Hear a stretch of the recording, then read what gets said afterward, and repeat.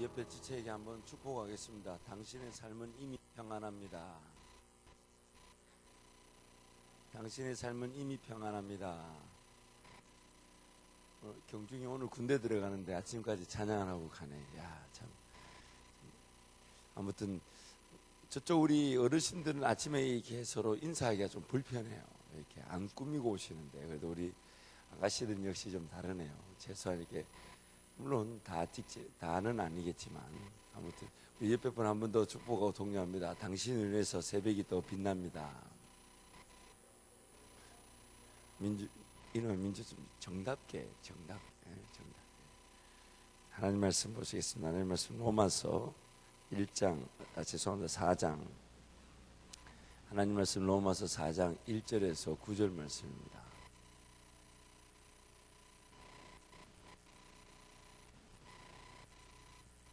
로마서 4장 1절에서 9절 말씀,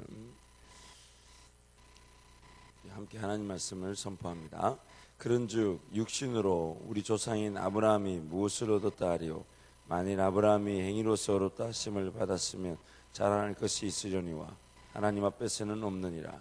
성경이 무엇을 말하느냐? 아브라함이 하나님을 믿음에 그것이 그에게 의로 여겨진 바 되었느니라. 일하는 자에게는 그 삭시 은혜로 여겨지지 아니하고 보수로 여겨지거니와 일을 아니할지라도 경건하지 아니한 자를 어렵다 하시는 믿는 자에게는 그의 믿음을 의로 여기시나니, 일한 것이 없이 하나님께 의로 여기심을 받는 사람의 복에 대하여 다윗이 말한 바, 불법이 사함을 받고 죄가 가리우심을 받는 사람들은 복이 있고 주께서 그 죄를 인정하지 아니하실 사람들은 복이 있도다 한과 같으니라. 그런즉 이 복이 할례자에게냐 혹은 무할례자에게도냐? 우리가 말하기를 아브라함에게는 그 믿음이 의로 여겨졌다 하노라. 아멘. 오늘 이 로마서 4장 5절 말씀은 저에게는 제 평생에 그 하나님 앞에서의 그 은혜의 말씀이다.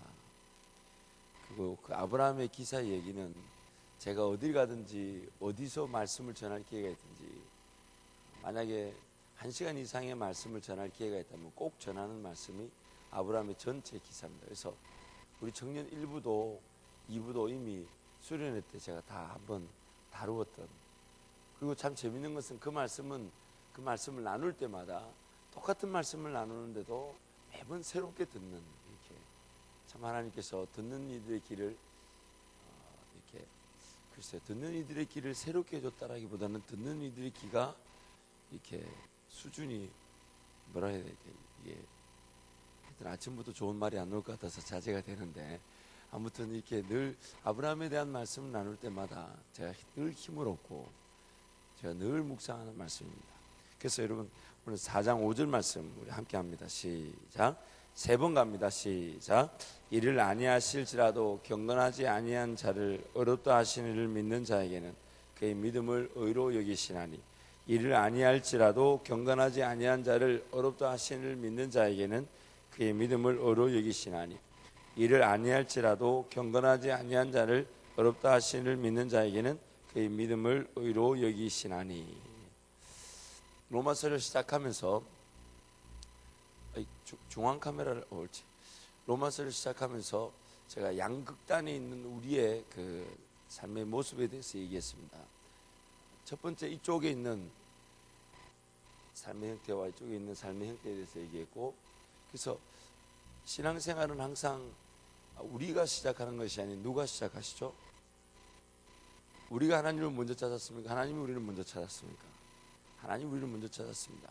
성경은 한 발짝 더 나아갑니다. 하나님이 우리를 먼저 찾았을 뿐만 아니라 우리는 하나님을 찾을 만한 마음이 있었다 없었다, 아예 관심조차 없었다고 얘기합니다. 그래서 하나님이 시작하셨습니다. 하나님만이 시작하셨습니다. 그러다 보니까 하나님만이라는 이 분명한 조사 때문에 우리에게 어떤 약점이 하나 생겼습니다. 그 약점이 생겼다기보다는 하나님만이 일하셨다라는 그 말에 신앙생활에 오해를 가지는 게 뭐냐면, 그럼 내가 할 역할이, 내가 일을 해도 된다 안 해도 된다, 나란 역할을 완전히 배제시켜버리고 맙니다. 그래서 이런 말, 하나님만이라는 말을 이렇게 하나님 알아서라고 바꿔버립니다. 하나님만이 일하셨다라는 말은 내 역할이 필요 없다는 얘기예요. 내 역할이 소용이 없다는 얘기예요. 내 역할이 아무 가치가 없다는 얘기예요. 나는 아무 존재가 아니라는 얘기예요. 왜요? 내가 구원을 얻을 만한 일, 구원을 얻을 일에 내가 할 수 있는 일이 있어요, 없어요? 하나님께서 구원을 베푸시는데 내 역할이 있습니까, 없습니까? 왜요? 가치가 하나도 없으니까. 가치가 하나도 없으니까. 내가 구원을 얻을 만한 내 가치가 뭐가 있나요? 죄로 말미암아 타락해서 예수를 찾지도 하나님을 부르지도 하나님께 관심도 없었는데, 그래서 하나님만이 하셨는데 어느 순간 우리는 하나님 그럼 알아서 다 하시겠지라고. 제가 이 말씀을 로마서 첫 번째 때 했는데 이거를 이렇게 또 처음 듣는 것처럼 정말 여러분이 우리가 해결을 많이 해야 됩니다. 근데 또 이쪽 극단에서 또 약점이 있습니다.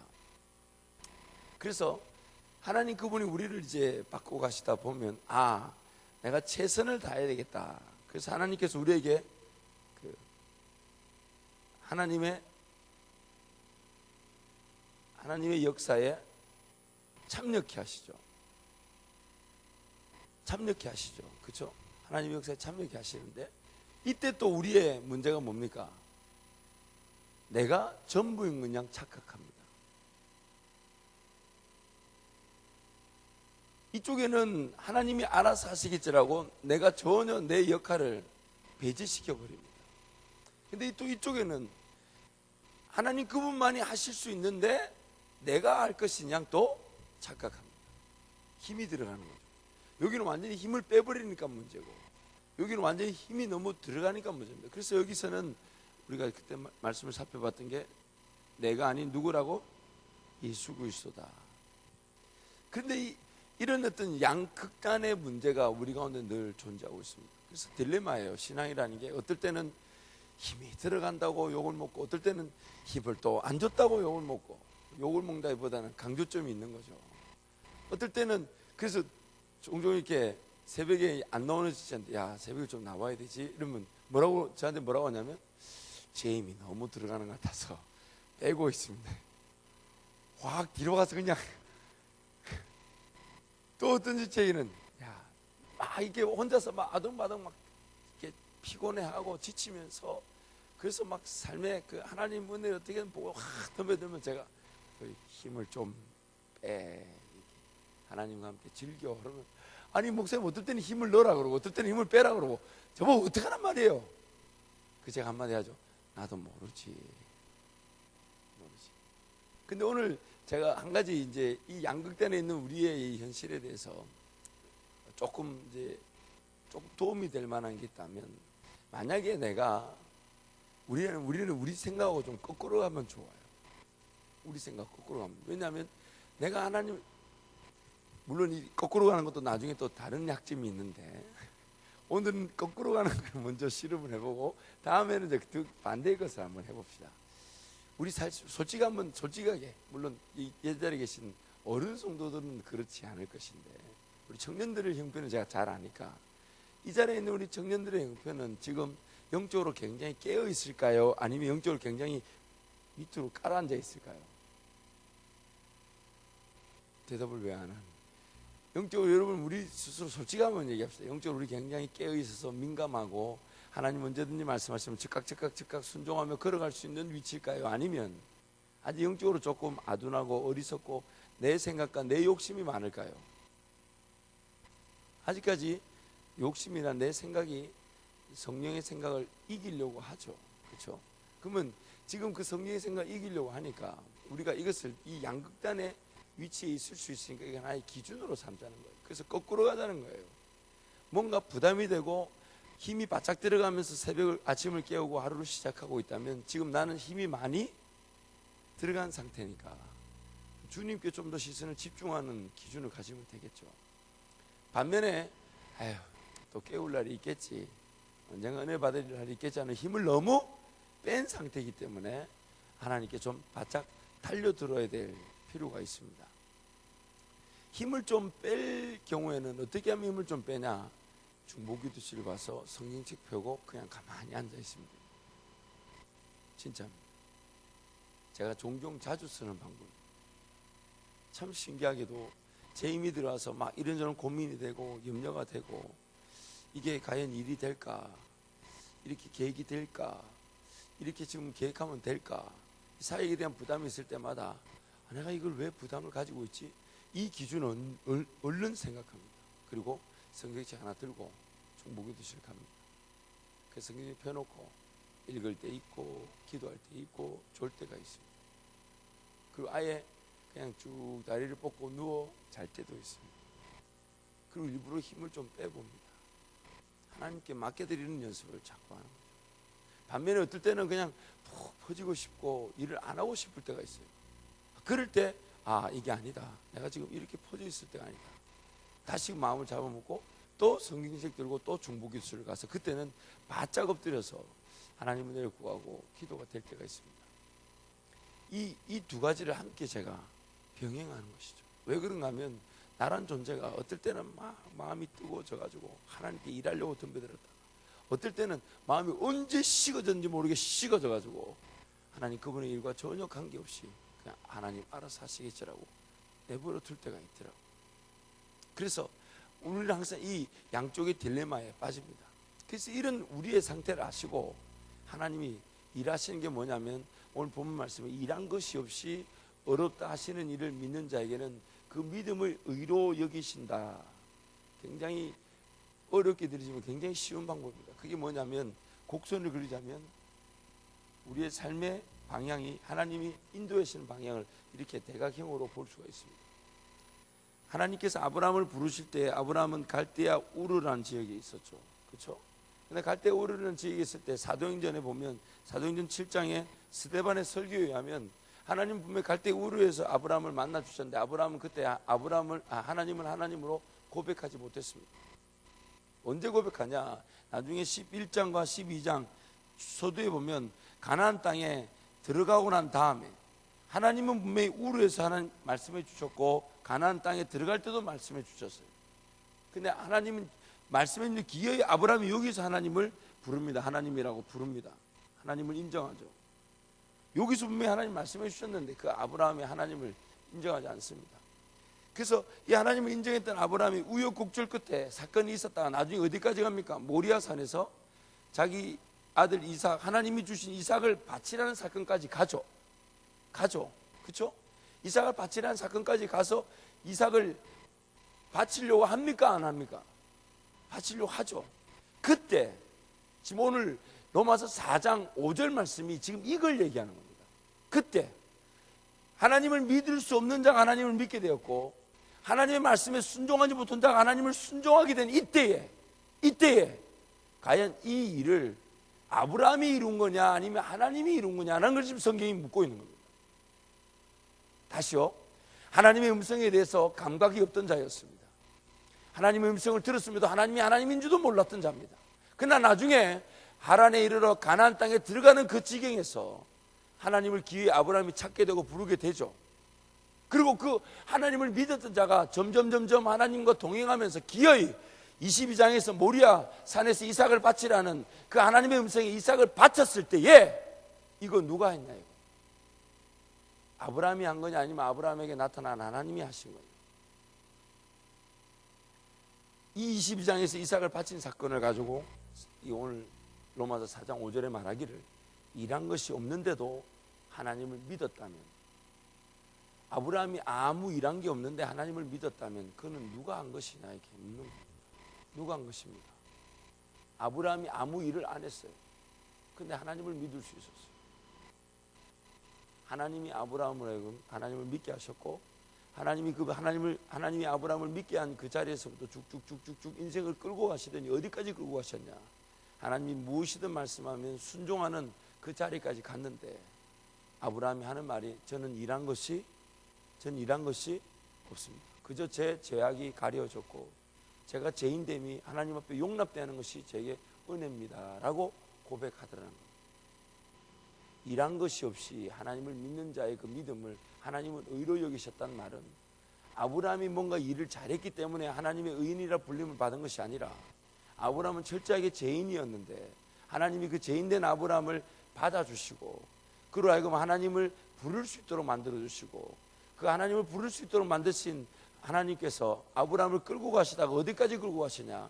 하나님의 어떤 음성이든 듣고 순종할 수 있는 위치까지 이끌어 가시더라는 거죠.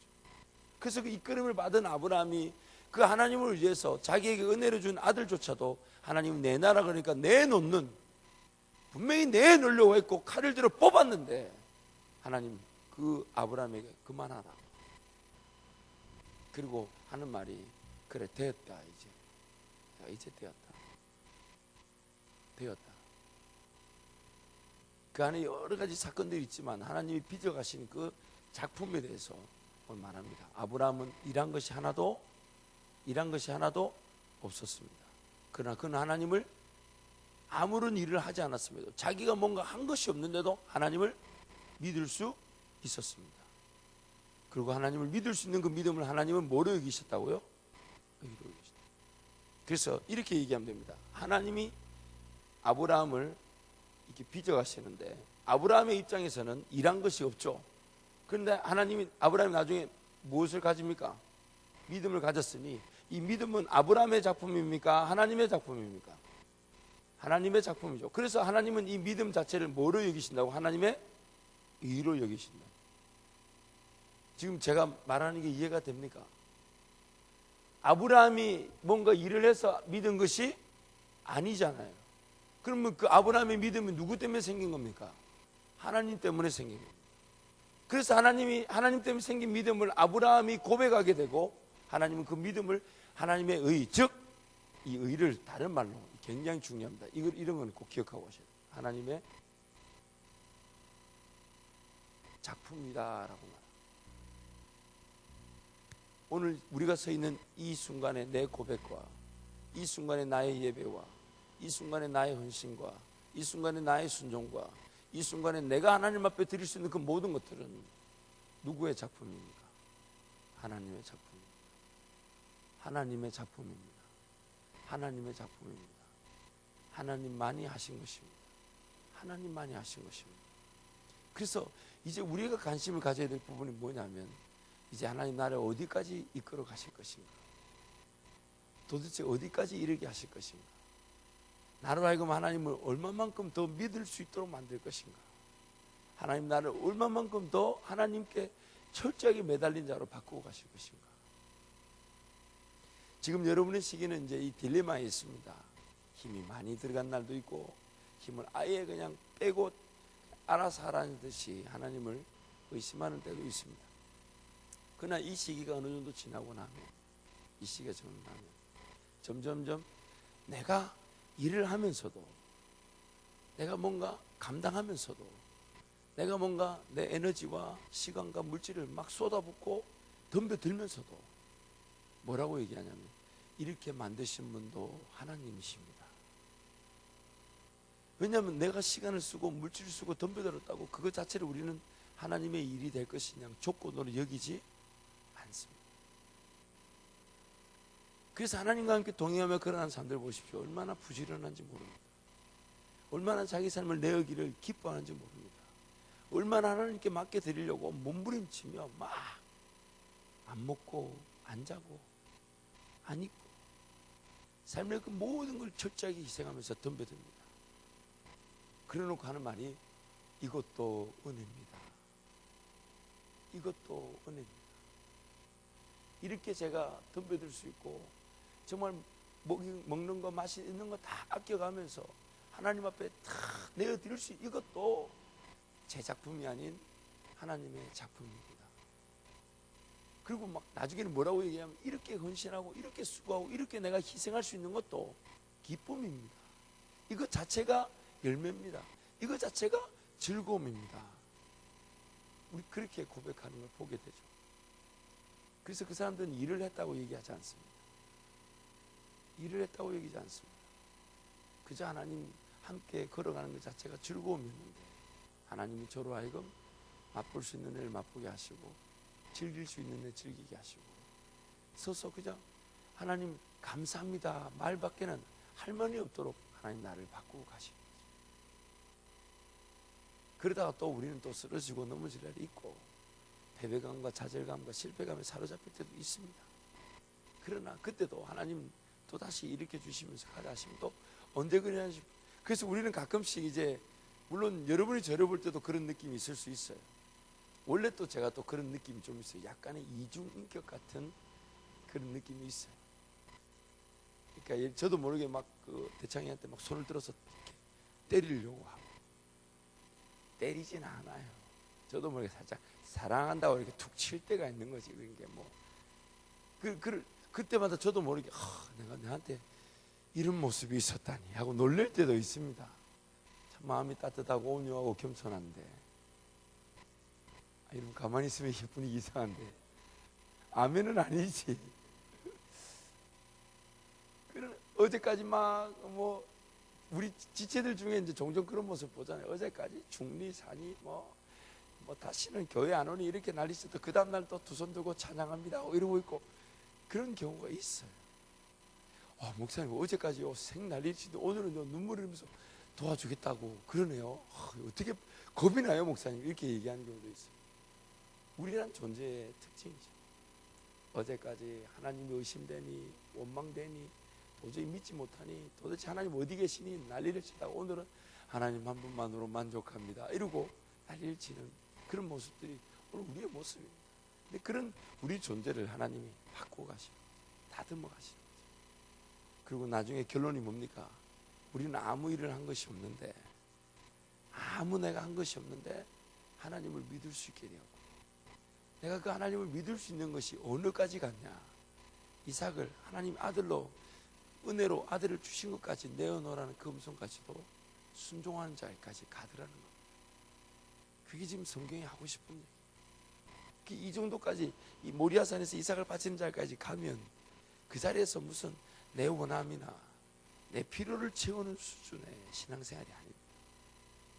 그 자리까지 가면 하나님 그분 바라보는 그 자체가 인생의 전부가 되고, 하나님 그분 앞에 내 삶이 하나님 무엇이든지 할 수 있다고 해서 하나님께 내 삶을 내어드리는 것이 기쁨이 되고 자랑이 되고, 거기 가서 이거 원합니다, 저거 원합니다, 뜻을 기다립니다, 인내합니다, 이런 모든 그런 것들이 다 우리의 성숙의 단계에서 나타나는 것이기도 하지만, 그러나 궁극적으로 그 자리까지 다 가면 하나님 그분 앞에서의 내 삶이 발견되는 모습, 하나님 그분 안에서 내 삶이 발견되는 모습, 행복해하고 기뻐하고 즐거워하는 거예요. 완전히 이제 그분의 임재 안으로 들어가는 거죠. 그래서 이제 좀 이런 그림들을 하나 여러분 그려주는 것도 좋을 것 같아요. 그래서 이런 그림 좀 그려놨다 나중에 이런 것들이 우리가 하나의 로고가 되고, 이런 참 그런 게 되면 좋을 것 같아요. 하나님 안에 있다 보면 이런 하나님의 그 거룩한, 오늘따라 동그라미가 잘 그려졌네. 늘 그리고 나면 이게 약간 풍선 모양이 되고 이랬는데, 이 하나님의 이 임재를 표현하자면 저는 이렇게 표현합니다.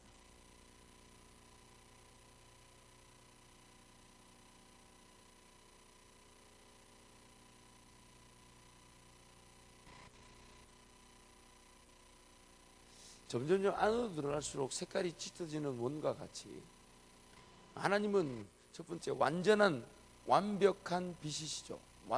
완전한 빛입니다. 그래서 그에게는 요한 1서 1장 말씀에 보면 그에게는 어둠이 조금도 없다고 말씀하십니다.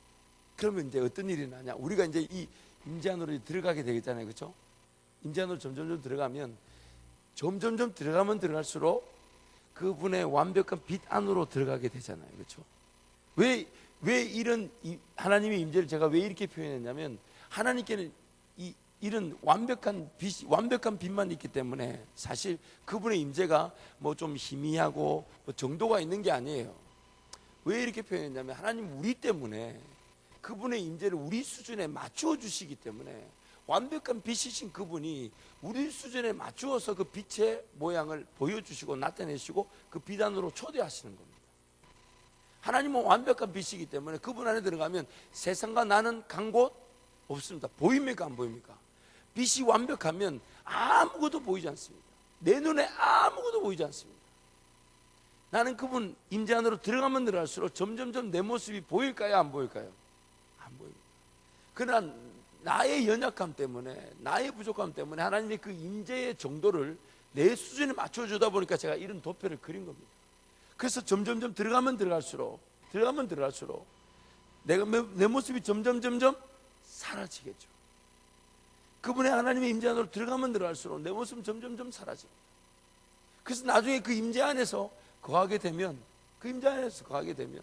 내가 뭔가 일을 하면서도 일을 하고 있는 내 모습이 보일까요, 안 보일까요? 보일까요, 안 보일까요? 안 보이죠. 하나님 그분과 함께 마치 꼭두가시를 하는 것 같지만, 그러나 그냥 꼭두가시가 아니죠. 내 인격적으로, 내 판단과 내 생각과 내 분별력과 내 모든 것들을 전적으로 하나님 앞에 드려서 맡겨드리면서, 그래서 하나님 내 이성과 지성과 감성 자체 전체를 자극하시고 그 전인격적인 요소로 순종케 하시는데, 그래서 그 전인격적인 요소로 하나님께 순종하면서 그 빛 안에 거하는데, 그 빛 안에 거하면서 하나님을 순종하고 하나님을 따라가고 하나님께 내어드리는 내 모습이 보이지 않는 겁니다. 보이지 않는 겁니다. 그분의 임재 안으로 들어가면 들어갈수록 내 모습이 보이지 않는 겁니다. 그래서 세상과 나는 간 곳 없고 구속한 주만 보이리라. 이것이 나의 간증이요, 이것이 나의 찬송이요. 나 사는 동안 끊임없이 구주를 찬송하리로다. 그리고 임재 안에 들어가면 들어갈수록 not I, 나는 없고 더 이상 나는 아니고 but Christ, 예수만이 사십니다. 그 임재 안으로 들어가는 거죠. 그래서 그 임재 안에 들어가면 우리 눈에 보였던 것이 더 이상 보이지 않습니다. 심지어 나조차도 이제 보이지 않습니다. 오직 주님만 보게 됩니다. 주님. 그래서 뭘 하고 안 하고, 이루고 안 이루고, 맛보고 안 보고, 이런 차원까지도 이제 넘어서게 되죠. 주와 함께 동행하는 그 즐거움 살아가게. 그럼 이 땅에서도 하늘나라를 맛보게 될 것이고, 이 상태로 그냥 주님께로 가는 것이고, 천국 가면 이제 이런 임재가 이제 없어지고 완벽한 빛 안에 그냥 머물게 되는 것이죠. 오늘 우리에게 하나님의 그 놀라운 계획을 로마서 4장에서 말씀하고 있습니다.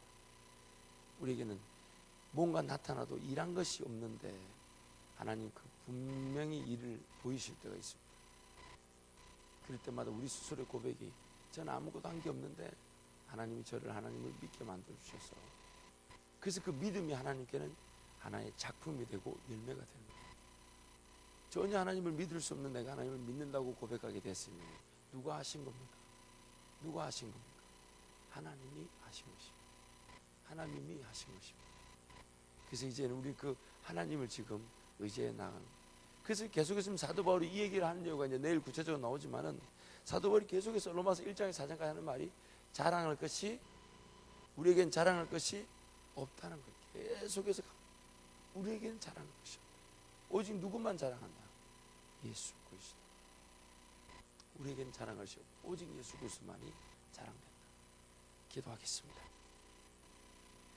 하나님 아버지 감사합니다.